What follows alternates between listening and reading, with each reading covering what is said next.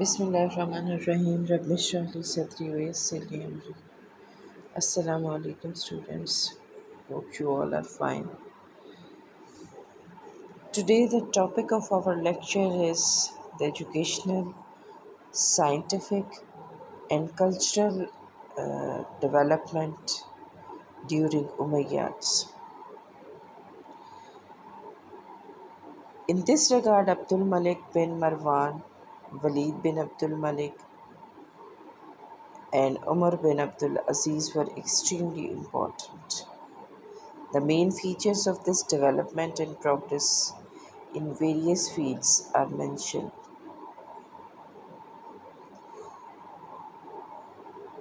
Number one is the Holy Quran. The Holy Quran is the primary source of education for the Muslim, as you know. The Umayyad caliphs, especially Abdul Malik bin Marwan and Umar bin Abdul Aziz, done wonders in its education.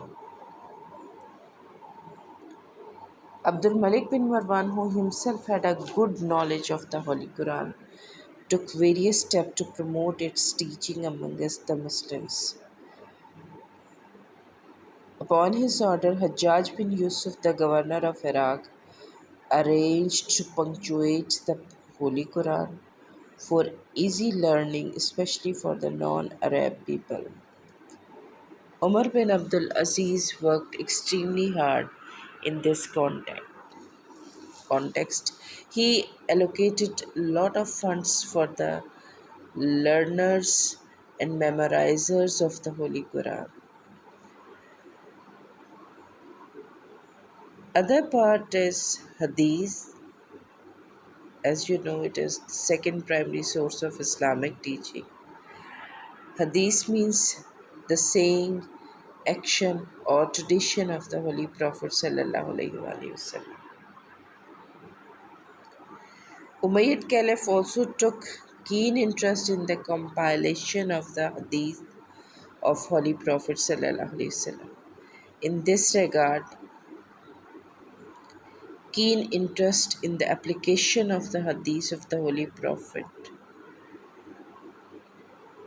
during the reign of Umar bin Abdul Aziz, he took immediate steps. He ordered the compilation or accumulation of the Hadith into books. Imam Zahri, Khalid bin Walid bin Madan, and Hazrat Abdul Rahman, who was the grandson of Hazrat Abdullah bin Masood, were the famous collector of hadith in the Umayyad Caliphate time. Many other persons also accumulated many hadith books in this area. The third one in this regard is fiqh, jurisprudence. Fiqh is a knowledge of the explanation and translation of the Islamic laws. Many companions of the Holy Prophet ﷺ and their son played a crucial role in the compilation of fiqh or Islamic jurisprudence during Umayyad Caliphate. In the later years, many Islamic scholars like Imam Abu Hanifa and his lot of intelligent peoples contributed a lot to this knowledge by their writing and speeches. The prominent fiqh or Islamic jurist of the Umayyad Caliphate were Hazrat Ubaidullah bin Abdullah bin Masood, Hazrat Urwa bin Awam, Hazrat Qasim bin Muhammad bin Abi Bakr, Sayyid bin Musayyib, Abu Bakr bin Abdul Rahman, Sulaiman bin Yasir, and the grandson of Hazrat Imam Hussain, Imam Jafar Sadiq. Fourth one is history. The art of historiography was also commenced during the Umayyad Caliphate. Many historians wrote different books about various topics of history, especially about the biography and battles of the Holy Prophet Sallallahu Alaihi Wasallam. They also wrote books about the Arab and Persian kings and the culture of their period. The famous historians of Umayyad Caliphate were Urwa bin Zubair, Muhammad bin Ishaq, and Ibn Hakam Qalbi. Ubaid wrote a famous book, Kitab al-Maluk wa Akhbarul Mazin, upon the order of Hazrat Amir Mawiya. Ibn Hakam Kalbi wrote Kitab al-Tarikh and Sirat Mawiya. Philosophy. The knowledge of philosophy gained immense popularity during the Abbasid Caliphate, but it had its root in the Umayyads. Many philosophers introduced Greek philosophy to the people in that era. Wasil bin Atta, who was the founder of the Mu'tazili, born during the time of Umayyads, he founded his own sect in the name of Mu'tazila after his service, swear kind of differences with his teacher Khaja Hassan Basri. He developed new beliefs and thoughts which were totally against the teaching of Islam. His friend Amr bin Ubaid also supported him in the spreading of these false beliefs. Medicine is the another section. The education of medicine also got progress during the Umayyad. Haris bin Kalawa and his son were the renowned physician of that era. They rendered great services to Umayyad caliphs and their families. Ibn Asad, who was a Christian physician, also gained immense popularity due to his services in the field of medicine.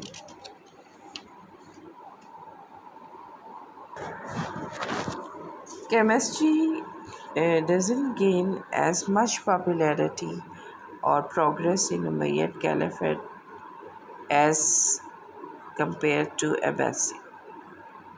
But Khalid bin Yazid Amwi was the first person during Umayyad who made lot of experiments in the field of chemistry. According to some historian, he tried to convert different metals into gold but never succeeded. The most famous chemist during Umayyad was Jabir bin Hayyan, who was born in 702 AD during the reign of Abdul Malik bin Marwan in Kufa. He is regarded as the founder of chemistry, means Babai chemistry. He invented many acids, methods of coloring the clothes, and art of converting different metals into gold. He died in 765 AD. This great knowledge gained immense popularity during Abbasid Caliphate. Another one, the branch of knowledge is poetry. Umayyad Caliph were the great promoters of Arabic poetry. Many caliphs were also great poets. They also appointed many poets in their courts or palaces to entertain them. Amir Muawiyah, Yazid I, Abdul Malik bin Marwan, and Walid bin Abdul Malik were extremely fond of poetry. Later, Umayyad caliphs used to enjoy poetry with music, dance, and wine drinking. Umar bin Abi Rabia, Jamil Nasib, Akhtar Firzak, and Hamadur Rabia were the renowned poets of the Umayyads. Umar bin Rabia is often considered the founder of ghazal writing. Hamadur Rabia collected old poetry of Arabia. Calligraphy was another great art associated with the Muslims, both in Arab and non Arab regions. This great art also had its master during the Umayyad Caliphate. the calligrapher of Abdul Malik bin Marwan. Abdul Hamid was the master of his work. It is said that there was no other calligrapher of the Umayyad Caliphate who could write better than him. He trained many other persons in this regard who rendered great services in the later years. Architecture is also one of the great art of the Muslims. It reached its peak during Umayyads. First Umayyad ruler Amir Muawiyah gave special attention to it. He built many mosques, madrasas according to modern design. He was the first Islamic caliph who built minaret in Grand Mosque of Basra, which later became the symbol of Islamic glory. Abdul Malik bin Marwan constructed Qubat al-Sakhra, which literally means dome of the rock, in Jerusalem, Palestine. It was built on that very place from where the Holy Prophet ﷺ went to the heavens on the night of Miraj. It was completed in 692 AD. Walid bin Abdul Malik was the most active ruler in the Umayyad Caliphate, who built hundreds of buildings, roads, bridges, especially mosques. His greatest deed was the construction of Grand Mosque of Damascus in Syria. He spent 11 crore dinars on its construction. He used gold, silver, pearls, and precious stones like marble and emerald in it.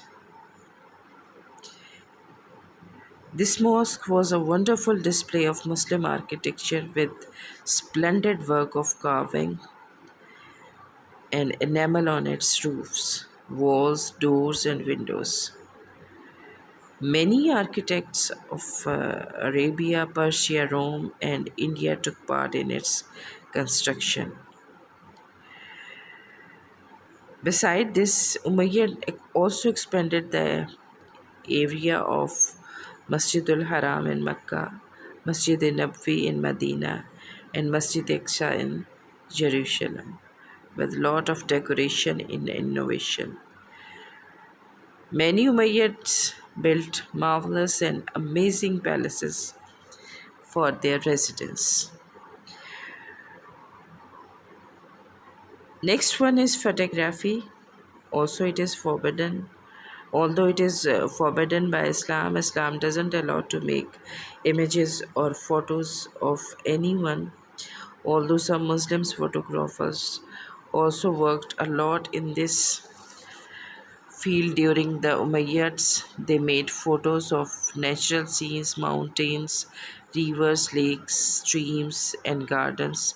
Some Umayyads carved vulgar pictures or images on the walls of public baths and their residential homes or palaces. Islam also disliked music of any kind. It was prohibited in the Islamic State till the till Amir Muawiyah. Uh, uh, Yazid was the first ruler in the Islamic history who introduced musical ceremonies in his court. Yazid II had two famous female singers, Hababa and Salma, in his court. Later on, other Umayyads also gave them full respect. Other renowned musicians and singers of the Umayyad Caliphate were Tosi and Ibn Masih.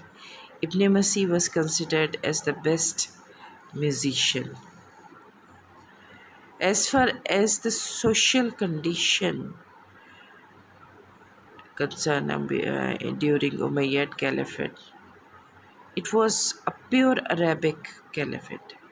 Abdul Malik had declared Arabic an official language of the Islamic State. Caliphs used to wear the Arabic dress in the courts. They promoted Arabic culture.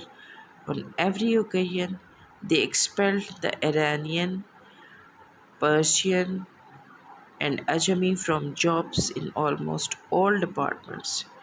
It was the period of the glory and prosperity of the Arabic civilization. That's all for today. Allah Hafiz.